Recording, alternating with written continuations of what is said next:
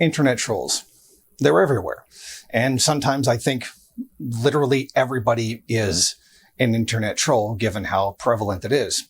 And according to the most recent data, particularly by the Pew Research Center, 4 out of 10 people have been a victim of trolling. The number of people who have witnessed trolling is even higher than that. And this should really not be surprising. This kind of prevalence does show us explain how incredibly toxic the online environment is, the online discussion is. And this has led to an incredible amount of websites just simply eliminating their comment section. Incredible. The online community is so incredibly toxic that it's basically meaningless at this point.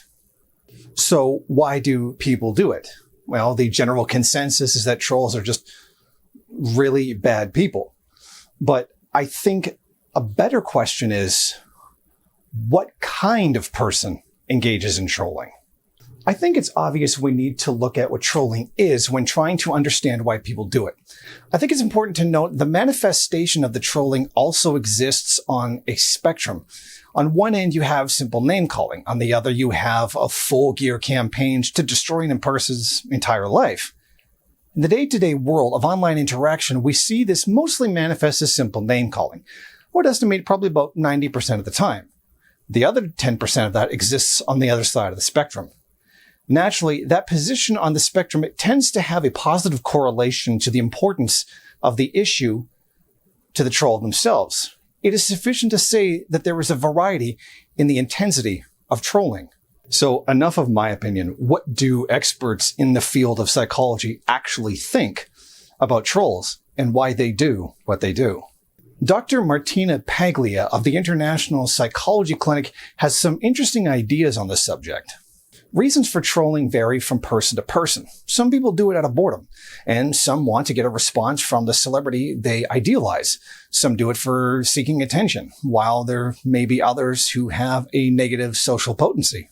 A psychoanalytic study suggests that people with antisocial narcissistic behavior and sadistic personality disorder are more likely to perpetrate trolling behavior. These people derive pleasure and enjoyment from being intentionally cruel to others.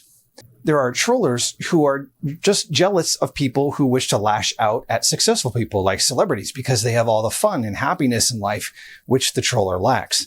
Educated, strong, and successful women give such people a colossal inferiority complex, which they show by lashing out at them. Trollers tend to tease and exploit human errors and weakness. They wish to gain a reaction and then troll them some more to further upset their victims to have some fun.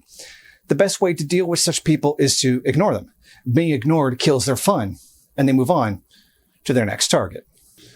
This analysis seems pretty reasonable to me. You'd be very difficult to argue that a troll isn't a bad person, considering their goal is to literally hurt people.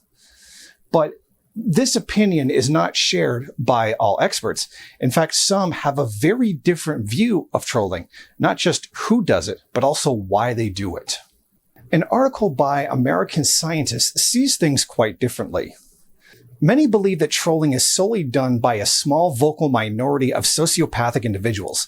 This belief has been reinforced not only in the media, but also in past research on trolling, which focuses on interviewing these individuals. Some studies even show that trolls have a predisposition, personal and biological traits such as sadism and a propensity to seek excessive stimulation. But what if all trolls aren't born trolls? What if some of them are ordinary people like you and me? In our research, we found that people can be influenced to troll others under the right circumstances in an online community. By analyzing 16 million comments made on CNN.com and conducting an online controlled experiment, we identified 2 key factors that can lead ordinary people to troll. Our analysis of comments on the site CNN.com helped to verify and extend our experimental observation. Disquest, a commenting platform that hosted these discussions on CNN.com, provided us with a complete trace of user activity. Now, what this study uncovered is actually very interesting. What they found is that there were 2 main factors that went into understanding online trolling. The first factor that seems to influence trolling is a person's mood. In our experiment, people put into negative moods were much more likely to start trolling. We also discovered that trolling ebbs and flows with the time of day and day of the week, in sync with natural human mood patterns. Trolling is most frequent late at night and least frequent in the morning. Trolling also peaks on Monday at the beginning of the work week. The second factor is the context of a discussion. If a discussion begins with a troll comment, then it is twice as likely to be trolled by other participants later on, combined with a discussion that does not start with a troll comment. In fact, these troll comments can add up. The greater the number of troll comments in a discussion, the more likely it is that future participants will also troll the discussion. Although these results show how the initial comments in a discussion set a strong, lasting precedent for later trolling. Now here's where things get really interesting. We wondered whether by using these two factors, we could predict when trolling would occur. Using machine learning algorithms, we were able to forecast correctly whether a person was going to troll about 80% of the time. Interestingly, mood and discussion context together are a much stronger indicator of trolling than is identifying specific individuals as trolls. In other words, trolling is caused more by a person's environment than by any inherent trait. Because trolling is situational, and ordinary people can be influenced to troll, such behavior can end up spreading from person to person. A single troll comment in a discussion, perhaps written by a person who woke up on the wrong side of the bed, can lead to worse moods among other participants, resulting in even more troll comments being made elsewhere. As this negative behavior continues to propagate, trolling can end up becoming the norm in communities if left unchecked. So basically what their conclusion was is that anybody can become a troll if given the right environmental context and the right physiological trigger. So I think it's kind of important to build upon these two opinions by differentiating two different types of trolls that people do find online. First, we have what we'll call the contextual troll, as was described here in the study. Someone who engages in trolling when exposed to key vulnerabilities. Secondly, we have what we'll call a pathological troll, a person who dedicates themselves to being a troll. This is what they do, day in and day out. It's a part of their identity and personality. It's important to make a distinction here. Not everyone who engages in trolling is a pathological troll. Not everyone who engages in trolling is a sociopathic monster.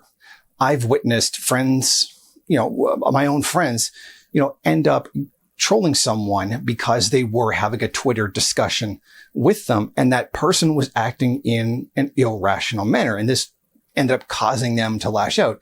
Usually that irrational behavior by the person, which triggered the entire escalation to begin with, is usually some form of cognitive dissonance. Everyone has their bad days, moments when their temper is short. As many people have noted, the anonymity of the internet allows people to say things they would never say to people in real life, and that they could be attributed to, or more importantly, be held accountable for.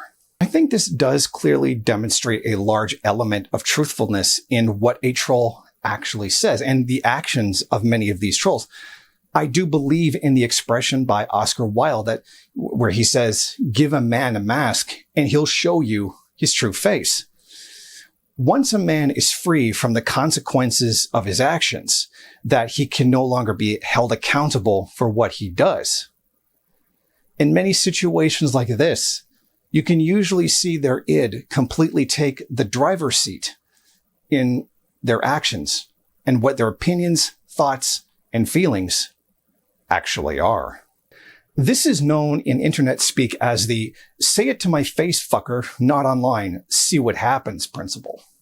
Now, sometimes this can be a little bit difficult for me to understand because I have always said everything that I thought, everything that I felt was true, everything that I theorized out here with my real face, in my real voice, without hiding behind any form of anonymity, because I'm not a bitch. So it seems that mood plays a major factor in whether or not someone engages in trolling. For the most part, we should also keep in mind someone's intentions. Some people may only appear to be trolling because the methods in which they use to argue make it appear that way.